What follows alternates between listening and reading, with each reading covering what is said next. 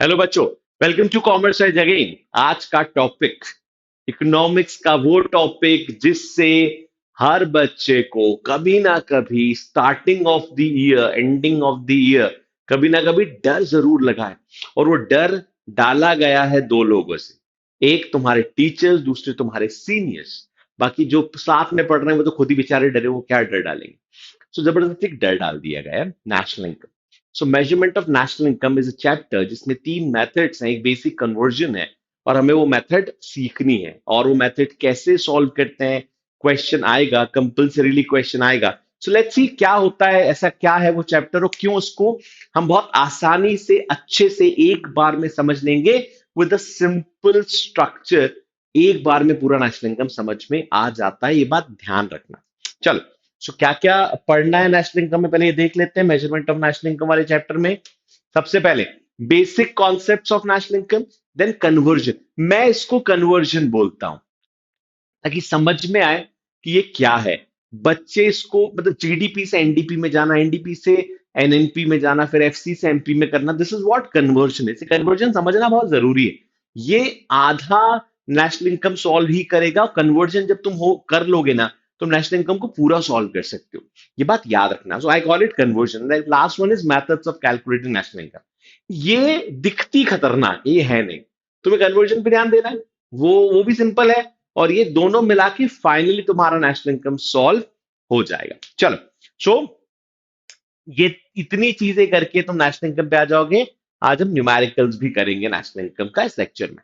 खैर, क्या होता है बेसिक कॉन्सेप्ट पर नेशनल इनकम पढ़ते टाइम तुम्हें इतनी चीज समझनी कि नेशनल इनकम होता क्या है। कन्वर्जन के लिए मैं बता रहा हूं, पहले तुम बस इतना समझ लो, नेशन और कंट्री के बीच का डिफरेंस क्या होता है, पहली चीज।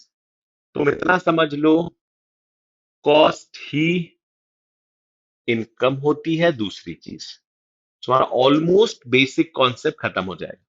इतनी चीज अगर समझ में आती है, लोगों को लगता है बेसिक कॉन्सेप्ट मतलब हम जीडीपी समझेंगे, हम ग्रॉस वैल्यू समझे, वो सब समझ जाओगे। It's not a big deal.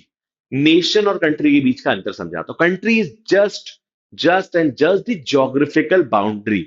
Map कभी देखा होगा ना इंडिया का, ऐसे कश्मीर से Kanyakumari. I am not good at making maps, but जो इंडिया का नीचे का पोर्शन है, फिर इधर श्रीलंका है, और ये जो इंडिया का मैप देखते हैं, this map is our country. ये मैप हमारी कंट्री। जब बोलते हैं ना कंट्रीज इनकम, मतलब इंडिया की ज्योग्राफिकल बाउंड्री के अंदर प्रोड्यूस होने वाली कोई भी चीज कंट्रीज गुड्स एंड सर्विसेज कहलाती है। जीडीपी, डोमेस्टिक प्रोडक्शन, वो कंट्रीज प्रोडक्शन होता है। डोमेस्टिक मतलब ये बाउंड्री के अंदर होने वाला प्रोडक्शन। जब बात करते हैं नेशन की, so nation has no boundary. Suppose हम में से कोई इंडिया का इंसान, इंडिया का सिटीजन यूएस में कभी गया है घूमने के लिए एक हफ्ते के लिए, तो क्या वो इंडियन सिटीजन यूएस सिटीजन बन गया? Answer is no. He is national, वो हमारी तो नेशनल है। वैसे ही कोई बंदा काम करने के लिए अगर गया हुआ है न्यूयॉर्क कहीं पे काम करने के लिए, वो है, तो क्या वो इंडिया का नहीं है? एक महीने के लिए उसका डेप्यूटेशन पे वो काम, यस ही इज इंडियन। वो कैसे इंडियन है? उसका उसका इंटरेस्ट इकोनॉमी का इंडिया में है, उसकी फीलिंग्स इंडिया से जुड़ी हुई है। सो नेशन इज मोर और less a feeling type of thing. Nation is more of feeling rather. So nation जो होता है वो सिटीजनशिप होता है, इंसानों से बनता है, फीलिंग होता है। So nation is no specific boundary. मतलब हमारा कोई भी सिटीजन जहां तक है, जहां रह रहा है, वहां तक हमारा नेशन होता है।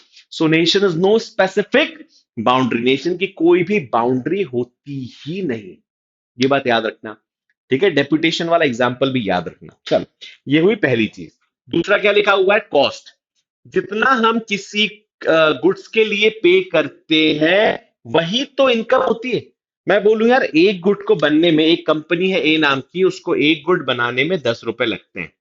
ठीक है, एक गुड की प्राइस 10 रुपए। मानो उस कंपनी ने साल भर में 200 गुड्स बनाए, तो उस कंपनी ने साल भर में 2000 रुपीस के गुड्स बनाए। ये 2000 रुपीस के गुड्स क्या हुए होंगे? इन्होंने 2000 रुपीस की कॉस्ट डिस्ट्रीब्यूट करी है। डिस्ट्रीब्यूट करी मतलब लैंड को पैसा दिया होगा, रेंट के फॉर्म में लेबर को पैसा दिया होगा। इन शॉर्ट, किसी ना किसी का पेमेंट गया होगा। तो ये 2000 रुपए कंपनी ने साल भर में क्या डिस्ट्रीब्यूट कर दी? इनकम। तो कॉस्ट एंड इनकम सेम चीज हो गई। अब हमें क्या करना है? हमारे सामने एक ऑप्शन आता है, वो ऑप्शन क्या होता है? मैं क्यों ये दोनों चीजें लिखी यहां पे अभी? हमारे सामने हमेशा आता है जीडीपी। एक साल में एक देश के अंदर कितने गुड्स एंड सर्विसेज प्रोड्यूस हुए। और definition of GDP, final value of all the goods and services produce in a particular year, a particular domestic boundary. एक साल में एक देश के अंदर, राष्ट्र के अंदर नहीं, डोमेस्टिक बाउंड्री के अंदर, बाहर से नहीं।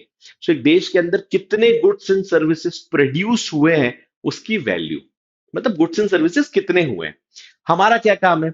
हमारा काम है इस गुड्स एंड सर्विसेज को सबसे पहले इसमें ऐड कर दो कि कितनी बाहर से भी लोग आए हैं, तो हम उसको नेशनल बना देंगे।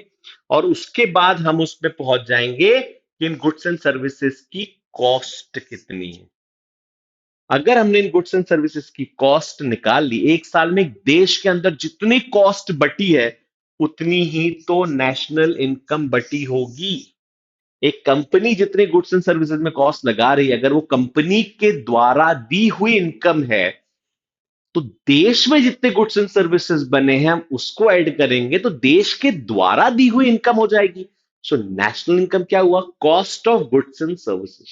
बस इतना ही है नेशनल इनकम। और इतना ही कैलकुलेशन भी है नेशनल इनकम का, इसलिए हम कॉस्ट पे जाते हैं। और वो कौन सी कॉस्ट होती है? Factor cost. क्यों नेशनल इनकम फैक्टर कॉस्ट पे ही निकलता है? This is the reason. ठीक है।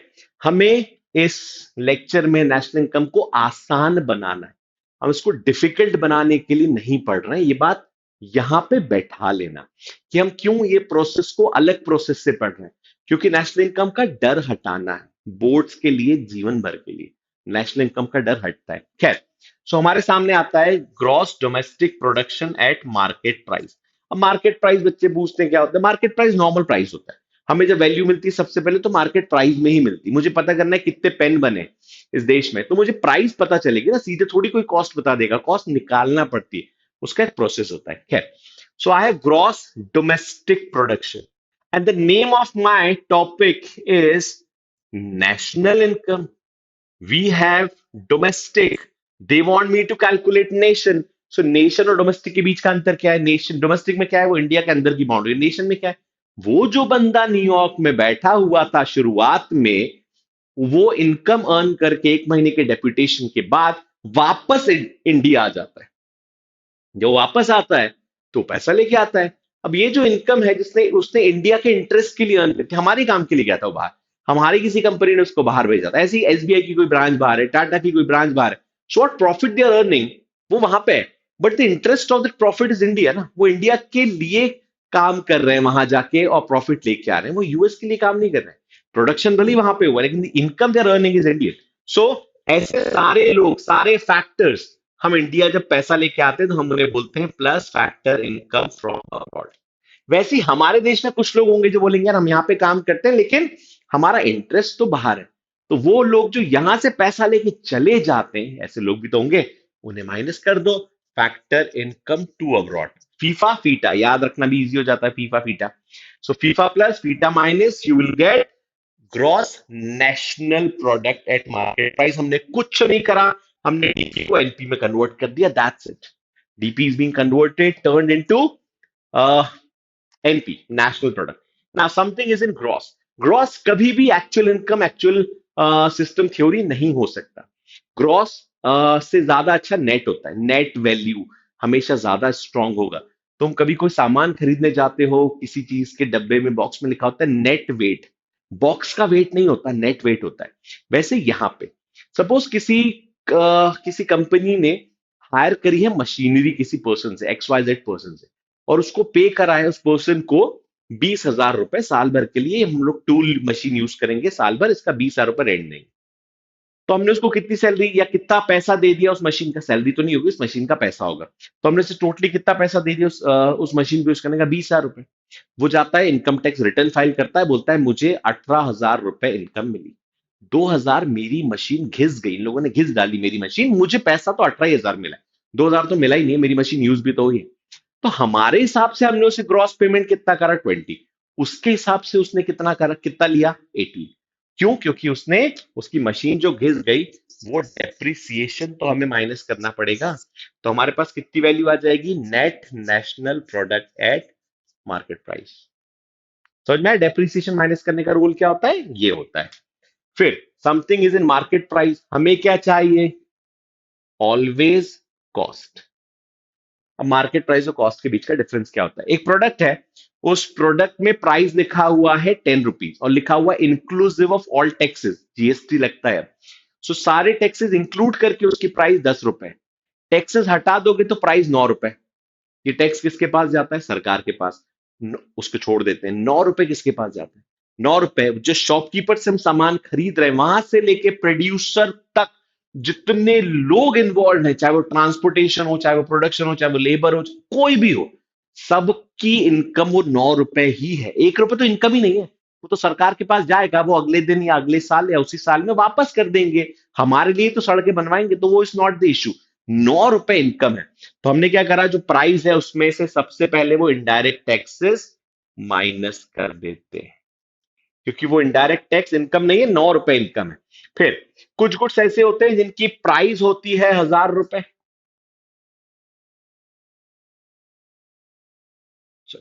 कॉस्ट होती है 1000 रुपए, कॉस्ट ले लेते हैं 1000। एलपीजी के एग्जाम्पल के साथ, पुराने एग्जाम्पल के साथ मैच हो जाएगा। सो कॉस्ट इज 1000 रुपए, लेकिन उसकी मार्केट में जो प्राइस है वो है 500 रुपए। अब ये डिस्काउंट कैसा? तो गवर्नमेंट बोलती है ये डिस्काउंट इसलिए क्योंकि 500 रुपए हम कंट्रीब्यूट कर रहे हैं in the form of subsidy. हमें क्या मतलब है, आप कंट्रीब्यूट करो या आप हमसे लो, अल्टीमेटली गुड की कॉस्ट कितनी है? 1000। तो हम क्या करेंगे? मार्केट प्राइस में सब्सिडी को ऐड कर देंगे, क्योंकि गवर्नमेंट ने कंपनी माइनस करके दे रही है, हमें तो कॉस्ट निकालनी है ना। तो हमारा क्या निकल गया? N P at factor cost. Again, domestic से नेशनल जाना है, फीफा माइनस फीटा, या फिर net factor income from abroad, NFI. Gross से नेट पे जाना है। ग्रॉस बड़ी वैल्यू, डब्बा याद रख लेना किसी चीज का। बोनवीटा लेने जाओगे तो बोनवीटा का जार है, उसमें लिखा होता है नेट वेट इतने इतने ग्राम्स। नेट वेट मतलब फाइनल वेट, हमें उससे कोई मतलब नहीं है कि हमारा बॉक्स का जार का वेट कितना है। सो हम माइनस करेंगे डेप्रिसिएशन, टेंशन नहीं है यहाँ पे। अगर हमें मार्केट प्राइस फैक्टर कॉस्ट में जाना है, so we have to deduct IT, plus करेंगे सब्सिडीज, या फिर हम सीधे करेंगे minus NIT, net indirect taxes. This is conversion. अभी कन्वर्जन के लिए यूज होते हैं। उल्टा भी हो सकता है, एफसी से एमपी में जाना है, plus subsidy minus IT. NNP MP को जीएनपी बनाना है, मतलब नेट से ग्रॉस में जाना है, प्लस डेप्रिसिएशन। नेशनल से डोमेस्टिक में जाना है तो प्लस फीफा माइनस फीटा। उल्टा हो जाएगा, ये कन्वर्जन को याद रखना अच्छे से। चलो, now let's move on to the next one. और ये कन्वर्जन बुक में लिखे हुए हैं, चिंता मत करना, बस बता रहा हूं इन्हें कन्वर्जन कर कहता हूं मैं, और इनको अलग से तुम्हें पढ़ लेना है।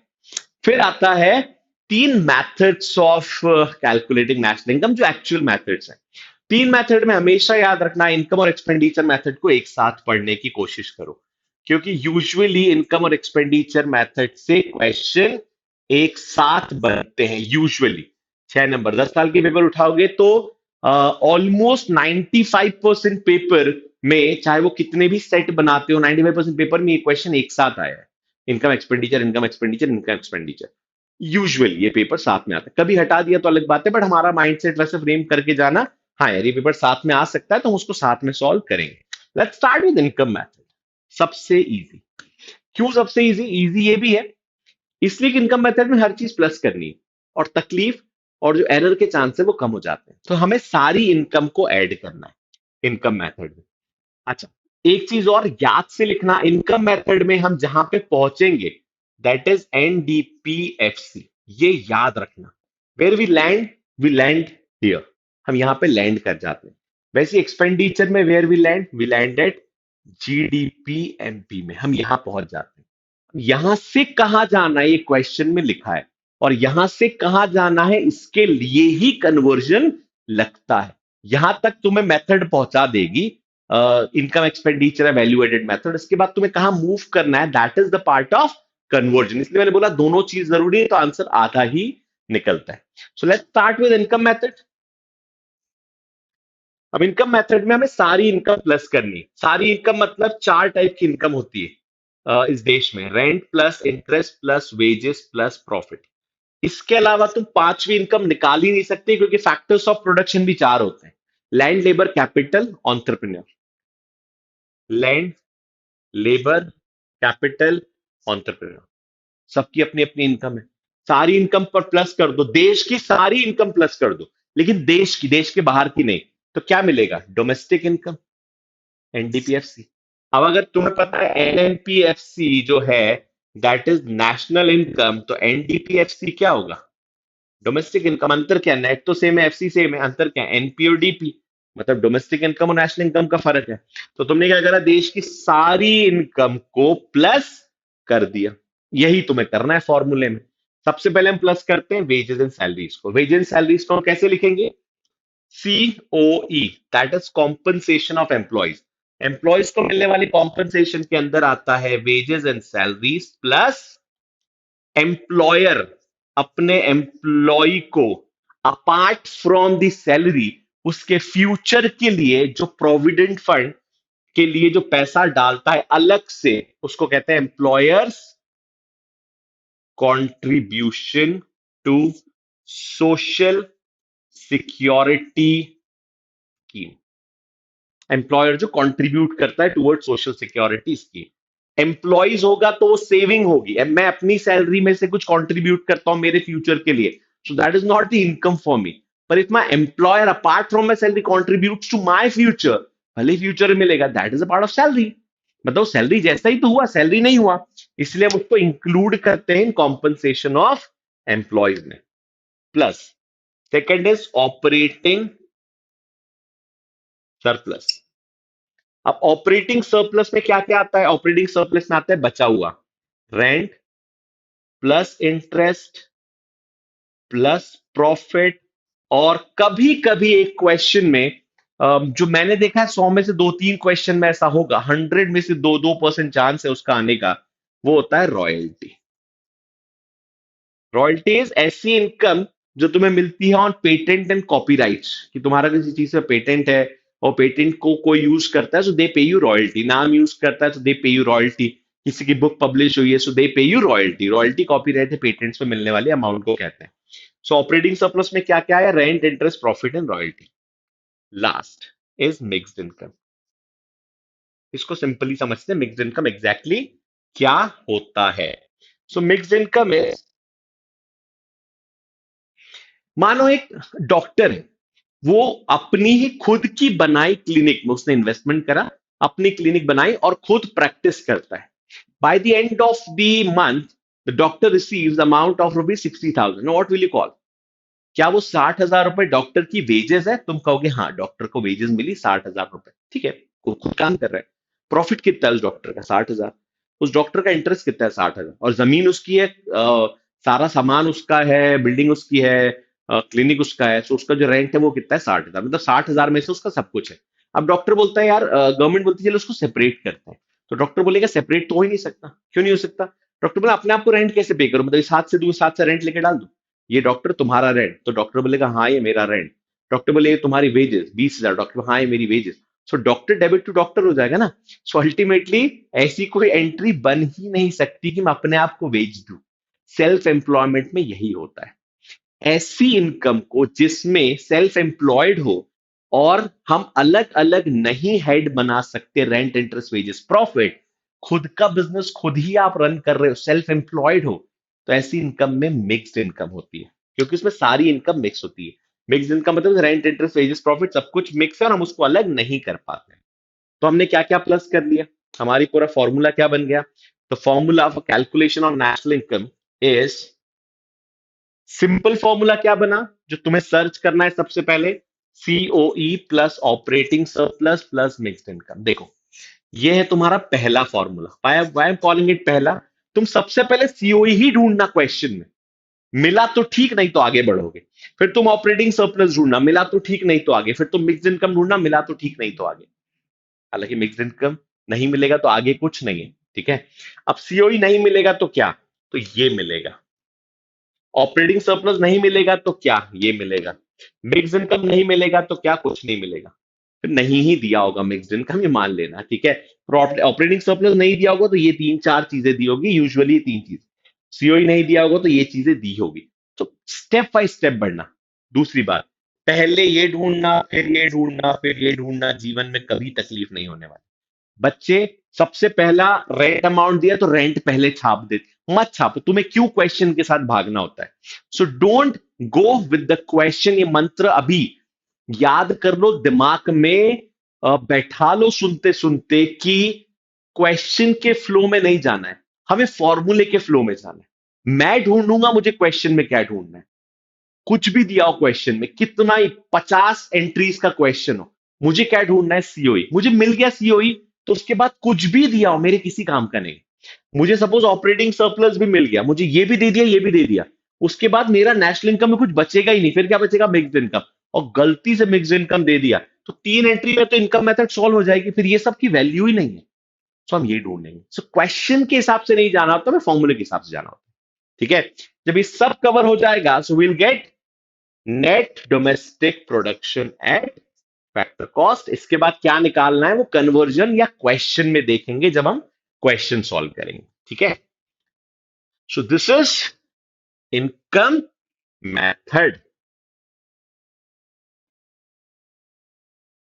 इसको कॉपी कर लेना, इनकम मेथड को। Next one is expenditure method. अब मुझे बता दो एक्सपेंडिचर मेथड क्यों ऐसा होता है कि गलती होती है।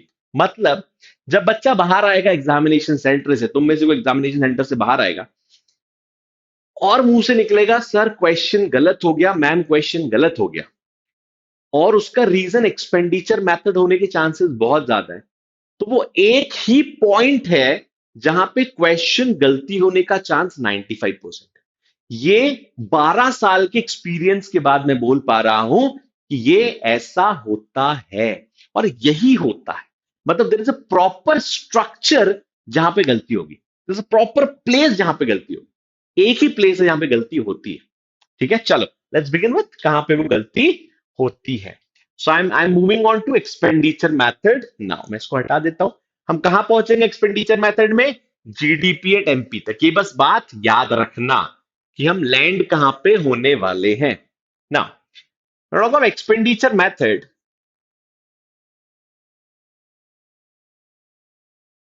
सबसे पहले 4 टाइप के एक्सपेंडिचर होते हैं। एक्सपेंडिचर मेथड का मतलब क्या है, एक कंपनी के ऊपर कितने लोग कितना खर्चा कर रहे हैं।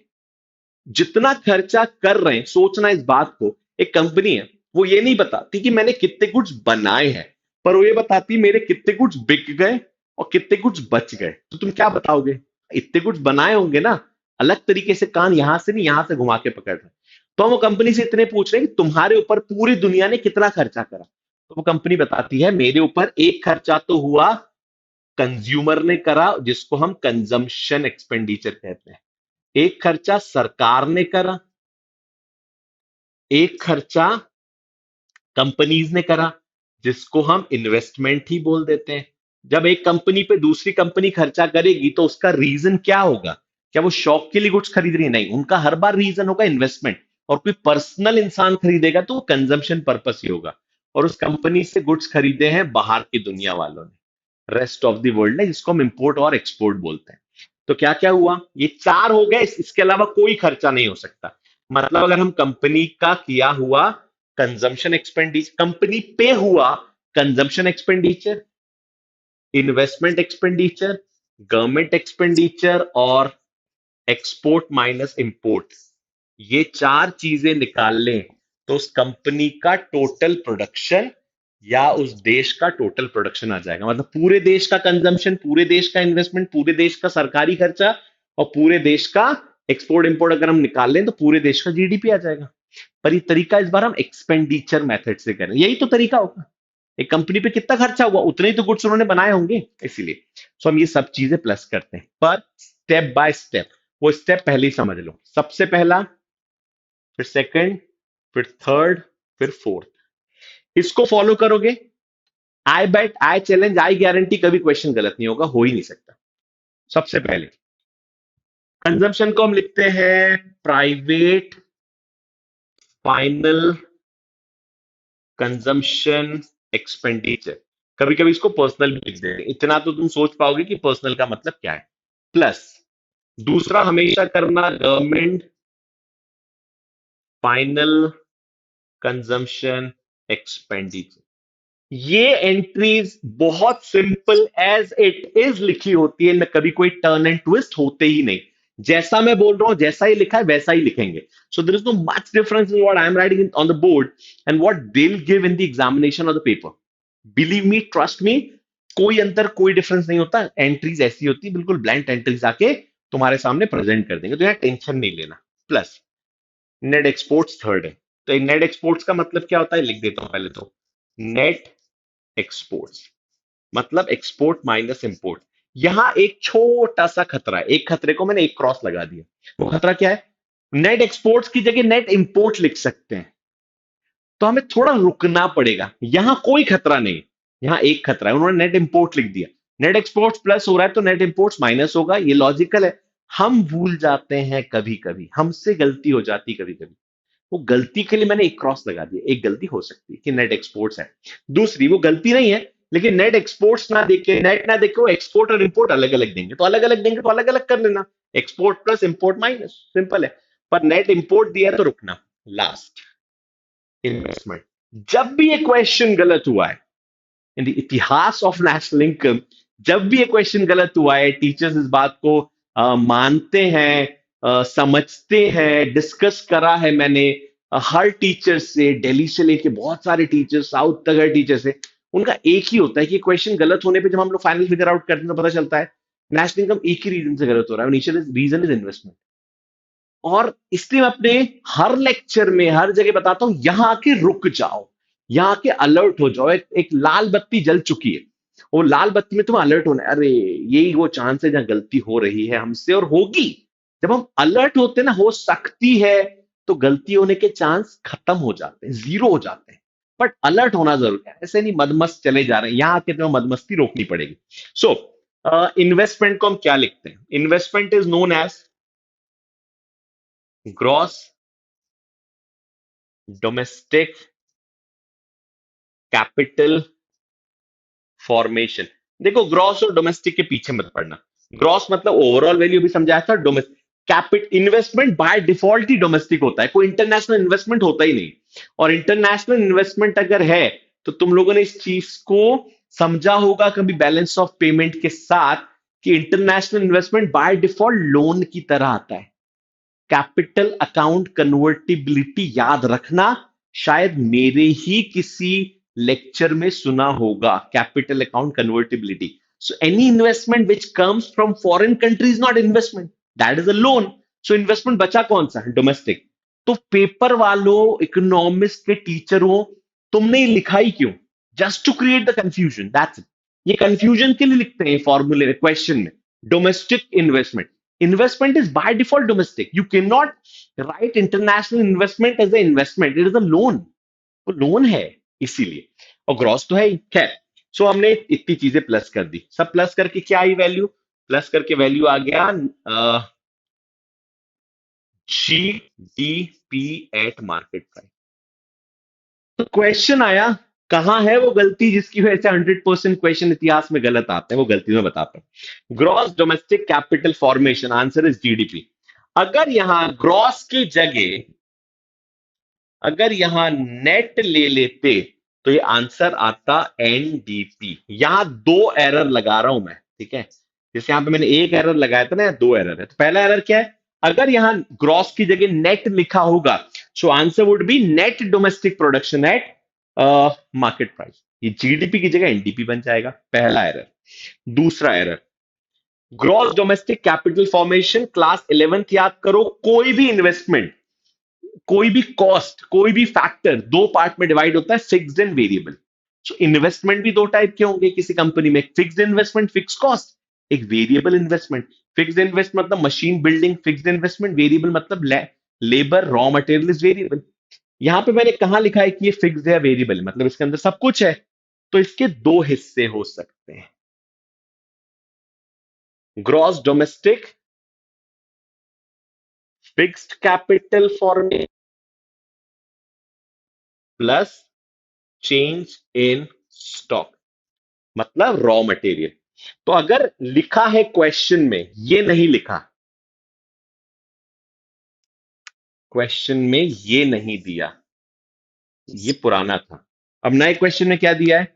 Gross domestic fix capital. जैसे ही फिक्स्ड वर्ड आया, तुम्हारे सर के ऊपर एक लाइट जलेगी। वो लाइट तुम्हें बताएगी रुक जाओ भैया, रुक जाओ।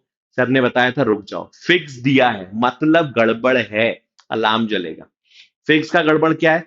फिक्स दिया है मतलब ये इन्वेस्टमेंट फिक्स है, तो हो सकता है कंपनी ने रॉ मटेरियल पे भी तो इन्वेस्टमेंट करा होगा। उसको हम क्या लिखेंगे? Change in stock, closing stock minus opening stock. तो जब फिक्स इन्वेस्टमेंट दिया होगा तो चेंज इन स्टॉक ऐड होगा। फिक्स नहीं दिया और चेंज इन स्टॉक भी दिया है तो हम कुछ नहीं करेंगे। हम चेंज इन स्टॉक कब प्लस करेंगे? जब फिक्स है। इसका दूसरा मतलब ये, अगर फिक्स है तो चेंज इन स्टॉक प्लस होना ही होगा, होगा ही होगा। बस इतना ही है। सो दो एरर, वो दो एरर क्या क्या है? ग्रॉस की जगह नेट दिया है तो एनडीपी, और डोमेस्टिक फिक्स कैपिटल फॉर्मेशन दिया है तो चेंज इन स्टॉक। फिक्स नहीं दिया तो चाहे भले ही चेंज इन स्टॉक दिया, हम उसका कुछ नहीं करेंगे। दो गलतियां, दो एरर की वजह से पूरा एक्सपेंडिचर मेथड गड़बड़ हो जाती, बस। तो इस पूरे मेथड में तीन जगह पे तुम्हारा अलार्म बजेगा। इंपोर्ट तो नहीं दे दिया, नेट नेट इंपोर्ट्स नहीं दिया, आगे बढ़ो। ग्रॉस डोमेस्टिक चेक करो, फिक्स है, नॉर्मल दिया, नॉर्मल दिया है कोई टेंशन नहीं है। ग्रॉस दिया, नेट दिया, चेक कर लेना। नॉर्मल दिया, आगे बढ़ो। नॉर्मल नहीं दिया, फिक्स दिया है, तो फिर चेंज इन स्टॉक को ढूंढो। नहीं ढूंढा तो क्वेश्चन गलत हो जाएगा, और हो सकता है चेंज इन स्टॉक क्लोजिंग और ओपनिंग के फॉर्मेट पे दिया, उतना तुम लोग कर लोगे। चलो, this is two methods, income and expenditure method. चलो, अब ये क्योंकि ताजी ताजी मेथड है, so let's move on to the numerical portion of income and expenditure method. इसके न्यूमेरिकल पोर्शन पे अपन आ जाते हैं। इनकम एंड एक्सपेंडिचर मेथड का न्यूमेरिकल, सिंपल सा न्यूमेरिकल। हर न्यूमेरिकल सिंपल होगा, ये बात याद रखना। इनकम और एक्सपेंडिचर मेथड में हर न्यूमेरिकल बहुत ज्यादा इजी होता है, सिर्फ देखने का नजरिया उस न्यूमेरिकल। मैं बताता हूं न्यूमेरिकल सॉल्व कैसे करते हैं। फर्स्ट, मेरा सिंपल एक मंत्रा है न्यूमेरिकल का। तो मैं अगर जीरो एरर करने हो, ट्रस्ट मी, जीरो एरर होगा। मैं हमेशा बोलता हूं अपने हर बच्चे से कि नेशनल इनकम चैप्टर इतना भी डिफिकल्ट लगे, अगर तुम्हारा एग्जाम में 6 नंबर आते हैं सिर्फ, तो वो 6 नंबर नेशनल इनकम से ही होंगे। इतना इजी है नेशनल इनकम, अगर सही तरीके से करो। सही तरीका क्या है? भूल जाओ क्वेश्चन में क्या दिया है, याद रखो फॉर्मूले में क्या है। बोलता है इनकम एक्सपेंडिचर मेथड से निकालना है नेशनल इनकम, ऊपर लिख लो नेशनल इनकम। सबसे पहले इनकम मेथड से सॉल्व करते हैं। इनकम मेथड, अगेन क्या दिया क्वेश्चन में नहीं देखना। हमारा मेथड बोलता है COE plus operating surplus plus mix income, ये मेरा मेथड है। ढूंढो सीओई दिया है कि नहीं दिया। सो क्वेश्चन में दिया हुआ interest, rent, government expenditure, private final profit, compensation of employees. खत्म, टिक कर दो वहीं पे। एग्जामिनेशन पेपर, एग्जामिनेशन सेंटर बोलता है लिखना नहीं है पेपर पे कुछ, हम बिंदु लगा सकते हैं, डॉट लगाने के लिए मना नहीं करा है। मैं एक छोटा सा पेंसिल से पेन से एक टिपका लगा सकता हूं, बिंदु तो लगा सकता हूं ना, मेरा काम हो गया। ठीक है। सो इनकम एक्सपेंडिचर मेथड, मुझे पहली चीज मिल गई, that is compensation of employees. Compensation of employees मिल गया, मतलब कितनी वैल्यू मिल गई? 1000। दूसरा ढूंढो ऑपरेटिंग सरप्लस। तो मुझे ऑपरेटिंग सरप्लस तो नहीं दिख रहा कहीं पे भी, पर मुझे दिख रहा है रेंट, इंटरेस्ट और प्रॉफिट। उसकी जगह रॉयल्टी भी नहीं है, सो रेंट, इंटरेस्ट, प्रॉफिट उठा लेते हैं। Interest is 150, rent is 250, profit is 650। 150 plus 250 is 400 plus 640। So 400 plus 640 is 1। अच्छा, एग्जाम में तुम्हें हॉरिजॉन्टली लिखना है, अभी मैं एक के नीचे एक लिख रहा हूं, 1040। कहीं पे मिक्स इनकम है? सो मिक्स इनकम भी नहीं दिख रही क्वेश्चन में।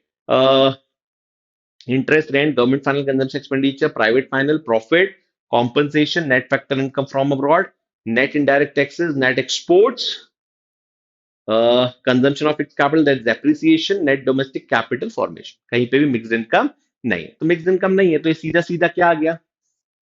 ये सीधा सीधा आ गया तुम्हारा एनडीपी एट एफसी। कितना आ गया? 2040। तुम्हारा नेशनल इनकम तभी गलत होगा सिर्फ जब वैल्यूज ही गलत दी है। अगर तुम सही जा रहे हो तो तुम्हें निकालना क्या? National income. एनडीपीएफसी को मुझे क्या बनाना है? अब कन्वर्जन की बारी। NNP at FC. नेट तो नेट है, एफसी है, मुझे सिर्फ डोमेस्टिक को कन्वर्ट करना है। सो डोमेस्टिक को कन्वर्ट करने के लिए हम क्या करते हैं, ढूंढते हैं NFI, net factor income from abroad. देश में हम वो भी इनकम ऐड करेंगे जो बाहर से आई। So net factor income to abroad दिया है। अलर्ट, बत्ती जली, एक ऊपर लाइट जल रही होगी, देखो जल्दी से। सो क्या हो गया, अलर्ट हो गया, टू अब्रॉड है। फ्रॉम अब्रॉड प्लस करते हैं तो टू अब्रॉड हम माइनस कर देंगे। So will deduct -30, answer would be 2010। This is your national income by income method. लिख देता हूं यहां पे मैं, नेशनल इनकम एक मेथड से आ गया 2010, दूसरी मेथड से भी सेम आना चाहिए, तो ये बैठ जाएगा। एक बार फिर से चेक कर लेते हैं। 150 plus 250 is 350 plus 50 400, 400 plus 640 is 10, 1040, और कॉम्पनसेशन 2000, 2040 माइनस 30 इज 2010। चल, अब आते हैं अपन, अब अपने को एक बेस मिल गया इनकम मेथड से कि ये आंसर एक्सपेंडिचर मेथड से भी आना चाहिए। लेट्स सी आता है कि नहीं आता। अब आते हैं यहाँ पर एक्सपेंडिचर। एक्सपेंडिचर क्या है, सबसे पहले फॉर्मूला क्या है,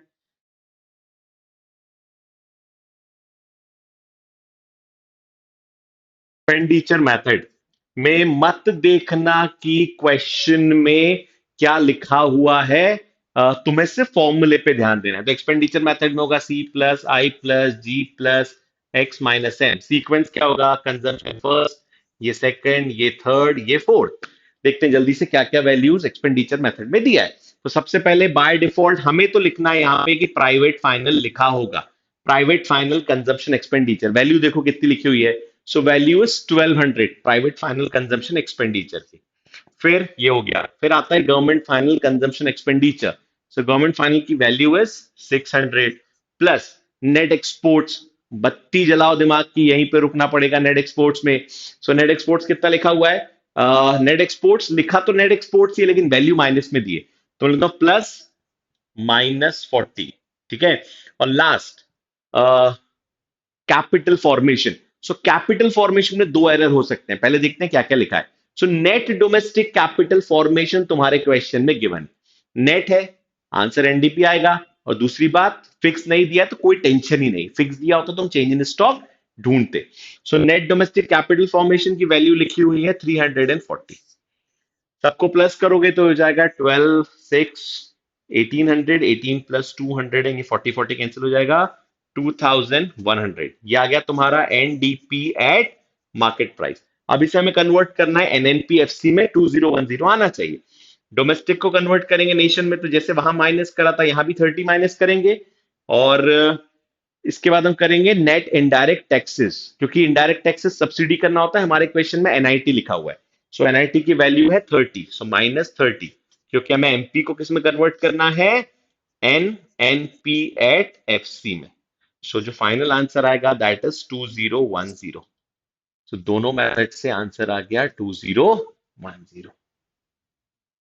आंसर आ गया, टेंशन खत्म, दोनों मेथड मैच कर गई।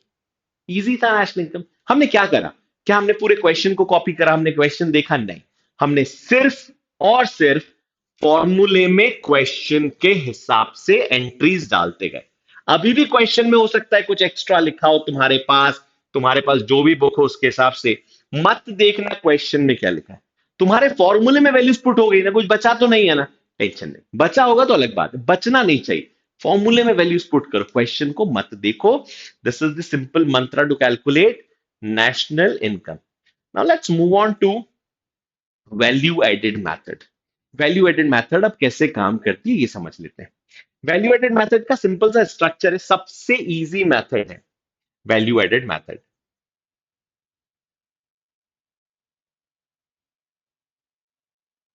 क्या है वैल्यू एडेड मेथड, जितना हमने आउटपुट बनाया, वैल्यू ऑफ आउटपुट, माइनस जितना हमने बीच में खरीद लिया। मतलब हमने आउटपुट बनाया 1000 रुपए का, पर हमने रॉ मटेरियल खरीदे थे 400 रुपए के। तो क्या रॉ मटेरियल मैंने बनाए थे, नहीं, तो मेरा आउटपुट कितना है, my value addition to the economy is 600 rupees. तो जितना बनाया minus raw material, intermediate consumption को रॉ मटेरियल भी बोलते हैं। So what I get is gross value added at market price, इसे ही जीडीपी भी बोलते हैं। Gross value added at market price क्या फॉर्मूला है? आउटपुट कितने का है माइनस इंटरमीडिएट कंजम्पशन, पर कितना बना ये कभी कभी दो पार्ट में लिखा होता है। मतलब वो ये नहीं बताता कितना आउटपुट तुमने बनाया, वो ये बताता है तुमने कितना आउटपुट बेचा प्लस तुम्हारे पास कितना आउटपुट बचा, sales plus change in stock. ये दोनों मिला के क्या होगा अल्टीमेटली? Value of output. भाई मुझे ये नहीं बता रहा वो कितना बनाया, बट ये बता रहा है कितना बेचा और कितना बचा है। तो value of output minus intermediate consumption equals to GVA at. तो ये दो फॉर्मूले से तुम्हारे सारे क्वेश्चन सॉल्व हो जाएंगे वैल्यू ऑफ आउटपुट के। बस लिखा क्या है, सेल्स लिखा है अलग से, और सेल्स के साथ साथ लिख दिया चेंज इन स्टॉक। तो बेचा और बचा मतलब क्या होगा भैया, कितने आउटपुट उन्होंने बनाए हैं, यही तो उसका फॉर्मूला होगा। लेट्स सी क्वेश्चन में देखते हैं इसको कैसे सॉल्व करना है। Change in stock closing stock minus opening stock होता है। सो वैल्यू ऑफ आउटपुट इसलिए आसान है क्योंकि मेंटल फ्रेमवर्क से मैच कर जाता है वैल्यू एडेड मेथड। उसका क्वेश्चन ही अपने आप में फॉर्मूला बता देता है। देखते हैं क्या क्या लिखा हुआ है क्वेश्चन में। दो कंपनीज का, ए और बी, दो फर्म का हमें वैल्यू एडिशन निकालना है, कितना करा। ए फर्म का देखते हैं, ए फर्म ने कितना सामान बेचा है पहले ये देख लो। सो ए फर्म ने जो सामान बेचा दैट इज 100 रुपीज। मैं पहले ए का निकालते हैं, वैल्यू एडिशन बाय ए। सो ए का टोटल सेल्स कितना है 100, दिस इज सेल्स। 100 रुपए का सामान ए ने बेच दिया, टोटल सेल्स है। किसको बेचा क्या बेचा ये नहीं लिखा है, इसलिए तो टोटल सेल्स ए हो गया। अब देखते हैं ए ने कितना सामान बीच में से खरीदा। उसके पहले ए ने अभी टोटल बनाया कितना ये नहीं पता। सो बनाने के लिए चेंज इन स्टॉक, बचा भी तो होगा उसके पास, ये तो बेचा है। सो बचे के लिए हम क्या देखते हैं, change in stock. Change in stock मतलब closing stock of A minus opening stock of A. So 20 minus 25 मतलब -5। ये क्यों आया, क्योंकि ए का जो चेंज इन स्टॉक है वो -5 आएगा। So it comes to 95। ये हो गया ए का value of output, minus A ने कितना सामान बीच से खरीदा ये समझ लो। ठीक है, अब लिखा हुआ है purchases from firm B by firm A. ये फ्रॉम और बाय का हिसाब किताब अंग्रेजी का समझना पड़ेगा, बार बार ये चीज याद रखना। So purchases from B by A is 40। 40 रुपए का सामान उसने बी से खरीदा है। तो 40 का सामान बी से खरीदा है तो कितना बचा 55। सो ए का वैल्यू एडिशन कितना आ गया, this is GV, this is value addition by A. ये आंसर है, लिख देते हैं यहां पे value addition by A is 55। ये आंसर अलग से लिख के रखना, क्योंकि हमें जीवी अगर निकालना हुआ तो ये आंसर काम आता है, ग्रॉस वैल्यू एडिशन। अब निकालते हैं value addition by B. B ने कितना निकाला, सो बी का सेल्स लिखा हुआ है, sales by B is 200 rupees. B ने 200 रुपए का सामान बेचा। और बी का देख लेते हैं कुछ बचा भी होगा कि नहीं, देखते हैं बी ने कितना बचाया। So closing stock of B 35, opening stock of B is 45। 35 माइनस 45 इज, प्लस करने की जरूरत नहीं पड़ने वाली, हमें माइनस करेंगे 10, answer is 190। This is value of output minus B ने खरीदा कितना है। So purchases from firm from A by B is 60। 60 रुपए का सामान बी ने खरीदा है बीच में, तो बी ने एक्चुअली कितना बनाया 130। This is value addition by B. तो ए का वैल्यू एडिशन 55, बी का वैल्यू एडिशन 130। इन दोनों को ऐड कर दोगे तो आ जाएगा 185। This is gross value addition by पूरा देश, पूरे देश का ग्रॉस वैल्यू एडिशन है। इतना ही है value addition. Value addition question देख देख के सॉल्व होता है, ट्रस्ट मी। वैल्यू एडिशन के लिए तुम्हें अलग से कोई, वैल्यू एडिशन का लॉजिक समझो, बाकी क्वेश्चन में तुम्हें लॉजिक के साथ फॉर्मूला भी समझना पड़ रहा था।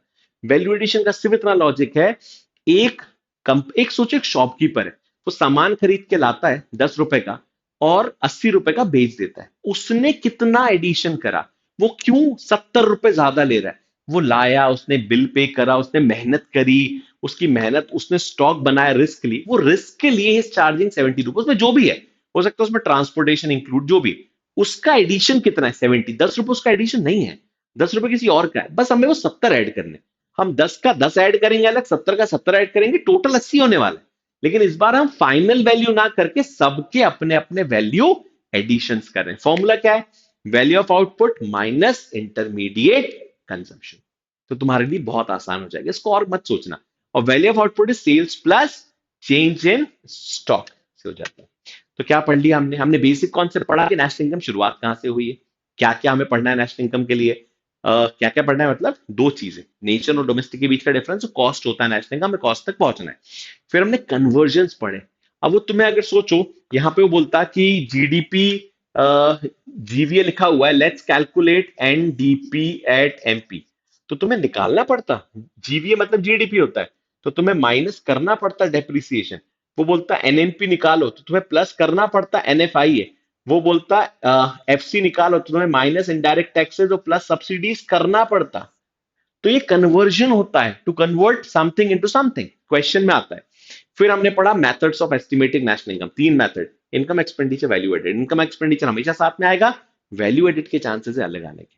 ठीक है, so this is about the simple chapter national income. Question को करते टाइम एक मंत्र हमेशा याद रखना, दैट इज फॉर्मूले में क्वेश्चन फिट करना। क्वेश्चन में फॉर्मूला फिट करने की गलती मत करना।